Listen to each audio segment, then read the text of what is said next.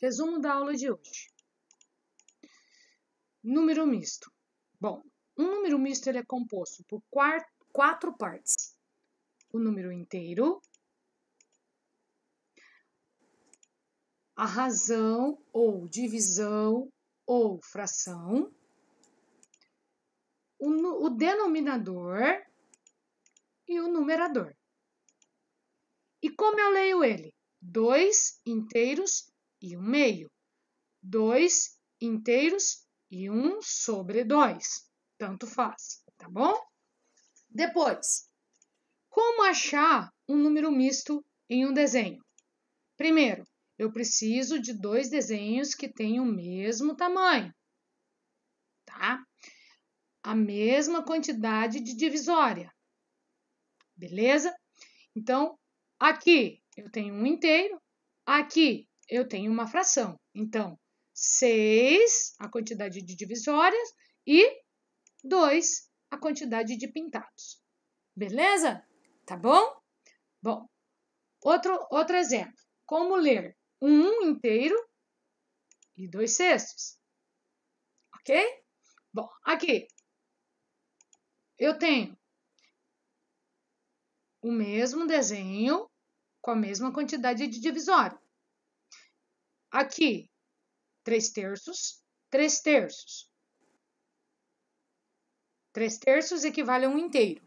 3 terços equivale a 1 inteiro. Então, 1 inteiro mais 1 inteiro, 2 inteiros. E aqui uma fração. A divisória é 3 e a quantidade de pintado é 2. Então, fica 2 inteiros e 2 terços. Beleza? Bom, depois, frações equivalentes. Bom, eu preciso descobrir uma fração equivalente, ela tem que nascer da mesma figura. Só que essa mesma figura ela tem que ser dividida em partes diferentes. Então, retângulo eu vou dividir em duas partes. Então, eu chamo de 1 meio. Então, eu vou pegar o mesmo retângulo e vou desenhar aqui. Só que agora eu vou dividir em 4 partes. Então, não vai ser mais 1 meio, vai ser 2 quartos. Vou pegar o mesmo retângulo e vou colocar aqui. Vou dividir aqui e vou dividir aqui. Beleza? Logo, o mesmo retângulo vai ser 4 oitavos. Logo, como, utilizei o mesmo retângulo para achar 3 tipos de frações. Então, dessa forma, eu posso dizer que 1 meio é equivalente a 2 quartos e é equivalente a 4 oitavos. Beleza? Porque eles nasceram da mesma figura, tá? Bom, propriedades equivalentes. Na multiplicação. Então, eu pego uma fração e vou colocar aqui multiplicação. Por que aqui multiplicação? Porque eu tenho que usar multiplicação. E vou multiplicar, tá? Por um número. Então, eu tenho os números naturais, né? De 0 até o infinito. Eu vou pensar no número, tá? Vou pensar no número menos no zero. Então, eu posso pensar 1, 2, 3, 4, 5, 6, qualquer número. Então, o número que eu pensar, eu vou colocar aqui em cima. Beleza? Eu coloco aqui, tá? E a propriedade é o seguinte, se eu multiplico por esse número aqui em cima, eu tenho que multiplicar por ele aqui embaixo. Então, vezes 5 em cima. Então, 5 vezes 1, 5. Então, o mesmo número que eu coloquei aqui, eu tenho que colocar aqui embaixo. Beleza?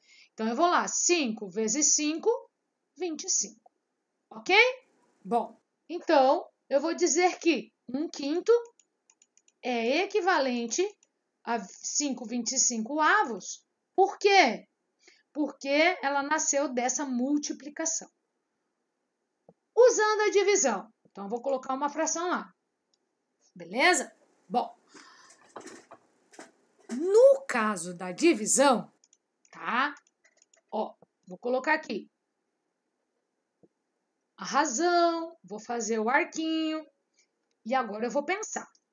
Vou colocar a divisão. Beleza. Bom, agora eu tenho A divisão, eu não posso colocar qualquer número aqui em cima.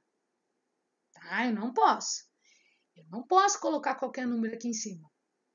Então, a divisão, eu tenho que olhar o 27 e o 12. E aí eu vou pensar, qual é a tabuada que tem 27 e tem 12 ao mesmo tempo? Certo? No caso, é o 3. Tá? Então, ó, só que tem uma coisa, como é uma propriedade, se eu divido por 3 em cima, eu tenho que dividir por 3 embaixo. 27 dividido por 3, 9. Então, embaixo também eu tenho que fazer a divisão. Ó. E por 3. 12 dividido por 3, 4. Logo, né, 27 dozeavos é equivalente a 9 quartos. Por quê? Nasceu da divisão ou da propriedade de frações equivalentes. Então, a primeira propriedade é da multiplicação e da divisão é a segunda. Logo, eu só posso colocar um número que divide em cima, ou o mesmo eu tenho que dividir embaixo. Se eu colocar um para multiplicar em cima, o mesmo tem que multiplicar embaixo. Beleza? Bom, simplificação. Simplificação é a mesma coisa que divisão. Então, vamos lá. Se é a mesma coisa que a divisão, eu vou colocar lá o arco e a divisão. Beleza? Bom, logo, eu vou pensar lá, qual é a tabuada que tem 6 e 10? 2. Então, se eu divido por 2 em cima, eu tenho que dividir por 2 embaixo. Beleza? Então, vamos lá. 6 dividido por 2, 3. Embaixo também eu faço a divisão. 10 dividido por 2, 5. Beleza? E, ó, essa divisão a Pro fez ali atrás, nas frações equivalentes. Mas, Pro, por que a senhora colocou ela aqui? Porque, ó, para que eu pudesse transformar 27 dozeavos em 9 quartos, eu dividi. Beleza? Tá? Ou seja, eu simplifiquei. Se eu simplifiquei, eu dividi. Se eu dividi, eu simplifiquei. Então, além de ela ser uma fração equivalente a 9 quartos, ela também faz parte da simplificação de frações. Beleza? Bom, agora aqui eu vou colocar 60/36 avos. Agora eu vou fazer uma simplificação longa. Como eu já falei, a professora prefere a curta, mas vamos fazer. A simplificação longa tem que começar com números primos. Só pode utilizar números primos. Não dá para utilizar números normais, tá? Tem que ser só números primos, ok? Então, eu vou lá. 60 e 36 é por 2, né? Porque são pares. Beleza? Então, se eu divido por 2 em cima, eu tenho que dividir por 2 embaixo. 30 e 18 também são pares. Então, o único número primo par é 2. Então, vamos lá.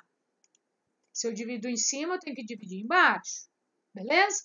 15 e 9 já não são mais pares, são ímpares. Então, o número primo ímpar é 3. Então, vou dividir por 3 em cima e vou dividir por 3 embaixo. 5 terços já é uma fração irredutível. Beleza? Olha o caminho que a gente fez para chegar nos 5 terços. Porém, tem um modo curto. Que eu vou pensar lá. Beleza? Qual é a tabuada que tem 60 e 36? Né? A tabuada que tem 60 e 36 é 12. Beleza? Mas, Pro, como é que a senhora descobriu isso? Ó, 2 vezes 2, 4. 4 vezes 3, 12. Então, 12. Beleza? 12 dividido por 60, 5. Se eu divido por 12 em cima, eu tenho que dividir por baixo, que vai dar 13. Beleza? Então, essa foi a aula que a gente teve.